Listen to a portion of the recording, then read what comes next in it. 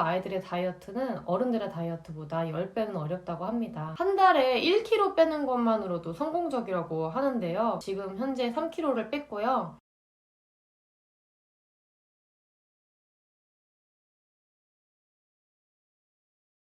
안녕하세요. 오늘은 소화비만 다이어트에 대해서 이야기해 보려고 합니다. 저희 아이는 9살 남자아이인데요. 키는 135 정도로 굉장히 크지만 몸무게가 53kg 정도가 됐었어요. 현재는 조절을 해서 한 달 만에 50kg, 마이너스 3kg를 달성했습니다. 아이들의 다이어트는 어른들의 다이어트와 아주 다른데요. 첫 번째, 무리하게 초절식을 하거나 굶겨서는 안 돼요. 왜냐면 성장기이기 때문에 영양을 채워줘야 하기 때문이죠. 그리고 두 번째, 무리하게 단백질을 많이 섭취하거나 다이어트 약을 복용할 수 없어요. 다이어트 한약 같은 경우도 부작용이 굉장히 많아서 건강식품 위주로 먹고 아이들을 러닝머신을 시키거나 간단한 운동과 스트레칭을 시키는 걸로 알고 있어요. 그리고 세 번째, 너무 무리한 운동은 안 돼요. 아이가 몸무게가 이미 나간 상태이기 때문에 줄넘기나 무리한 뛰기 같은 운동을 했을 때 무릎에 무리가 가서 오히려 더 키가 크지 않을 수 있고 근력 운동을 하면은 성장에 방해가 될 수 있습니다. 이 세 가지를 하지 않으면서 어떻게 다이어트를 할까요? 그래서 아이들의 다이어트는 어른들의 다이어트보다 10배는 어렵다고 합니다. 물론 아이들이 조절하는 것도 너무 어렵고요.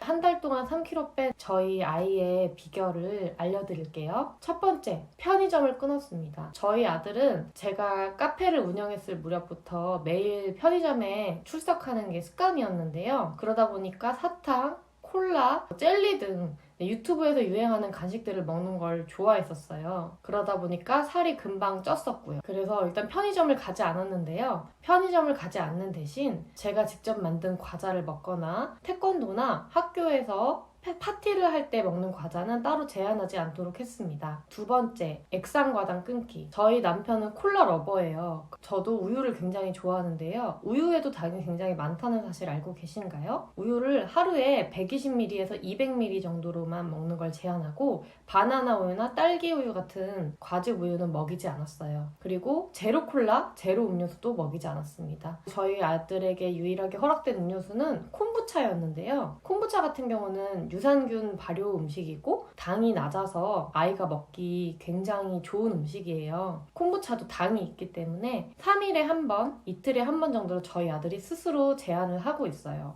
세 번째, 저희가 야식을 줄였습니다. 사실 저희 아이가 살이 찐 데에는 저와 저희 남편이 기분을 풀기 위해서, 불금을 즐기기 위해서 먹었던 야식 탓도 있었어요. 맥주를 먹다 보면 안주를 먹게 되고 그 안주가 아이에게 굉장히 좋지 않은 튀김류 혹은 볶음류의 음식들이었기 때문에 저희 자체도 배달 음식을 끊고 저녁 시간 이후에는 먹지 않도록 했습니다. 배달 음식을 끊는 건 저희에게도 정말 어려운 일이었는데요. 아예 배달 앱을 지워버렸습니다. 대신에 셋이 모두 충족할 수 있는 치팅데이를 만들었고요. 이 치팅데이에는 음식을 시켜 먹거나 사 먹는 것이 아니라 음식을 만들어 먹기로 했어요. 치킨을 만약에 먹고 싶다 하면 닭을 사서 집에서 치킨을 튀겨 먹고, 피자를 먹고 싶다 그러면 도우를 집에서 만들어 먹고, 저희는 이번에 수제버거를 만들어서 벚꽃이 피었던 날 소풍을 나가기도 했는데요. 생각보다 맛있었고 아이도 만족스러운 경험이었습니다. 그리고 이 하루를 위해서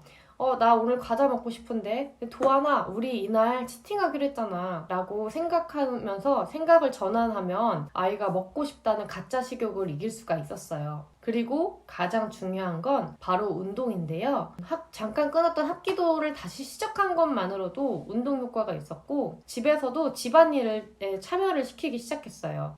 밥을 먹기 전에 수저를 놓는다든지 아니면 요리를 하기 전에 요리 재료를 냉장고에서 꺼내온다든지 그 전에는 사실 제가 거의 도맡아서 하고 아이에게 맡기지 않았는데요. 집에서도 움직일 수 있게끔 일을 부여했더니 생각보다 운동 효과가 있었고 제가 필라테스 강사 자격증이 있고 아이를 위한 필라테스 책이 있어요. 그래서 그 운동을 함께 병행했습니다. 필라테스 자체도 운동 횟수가 많거나 강도가 센 운동이 아니기 때문에 스트레칭 위주로 하루에서 10분, 20분 자기 전에 침대에서 장난치듯이 같이 진행을 해줬어요. 그것만으로도 아이에게 좋은 영향을 준 것 같습니다. 소화 비만이라고 하면 아이가 요새는 사춘기가 아니더라도 아이들이 외모에 관심이 많아서 그 말 자체에 굉장히 상처가 많은 것 같아요. 저희 아이 같은 경우는 4살, 5살, 6살 때까지만 해도 물론 몸무게가 상이긴 했지만 겉으로 보이기에 그렇게 뚱뚱하지 않았어요. 마른 편이었고 왜냐면 키가 컸거든요.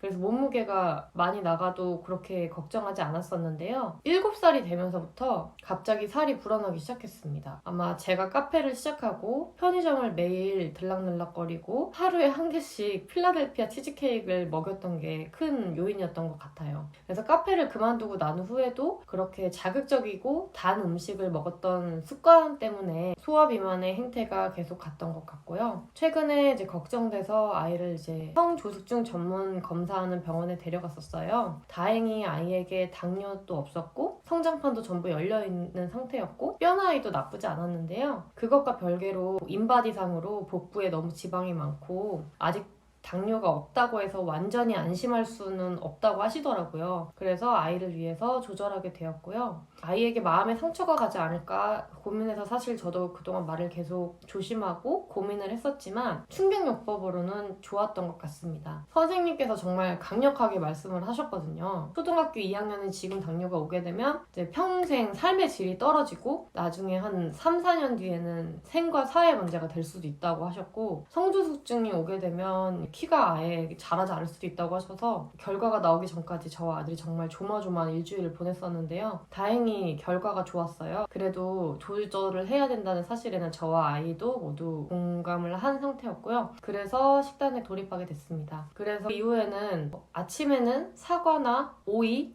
혹은 딸기 같은 과일과 계란 후라이 혹은 닭가슴살을 같이 먹고 있고요. 점심은 학교에서 급식을 먹고요. 간식으로는 닭가슴살을 위주로 먹고 있어요. 닭가슴살을 제가 양념 있는 닭가슴살을 좋아하다 보니까 이제 한 끼 통살이나 한 끼 통살이 제일 맛있는 것 같아요.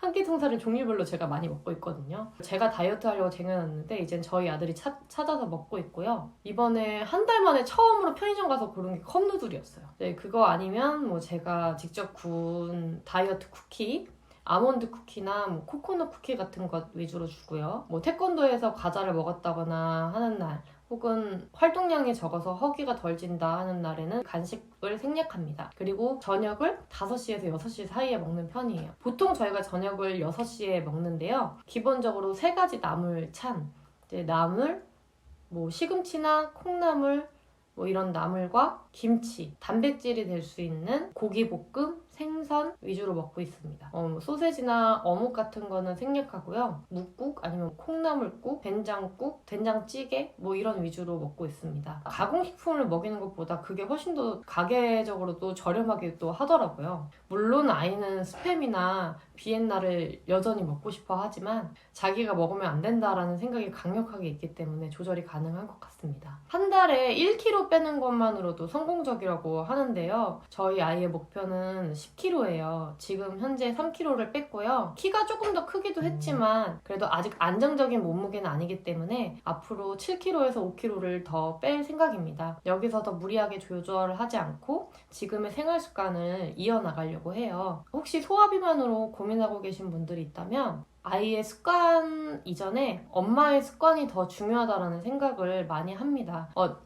저도 내 탓이야 하는 자책을 많이 했는데요. 그런 자책보다는 내 건강을 위해서, 나의 가족의 건강을 위해서도 식사를 하는 시간이나 내가 먹고 있는 것들의 종류를 엄마도 한번 조율을 해보면 좋을 것 같아요. 저도 아이 덕분에 맥주를 많이 줄였고요. 저녁에 11시나 8시에는 절대 뭘 먹지 않고요. 이렇게 하다 보니까 아이도 자연스럽게 먹는 횟수나 시간이 많이 줄어들더라고요. 이렇게 아이에게 도움이 될 수 있는 방법들을 소개해드렸는데요.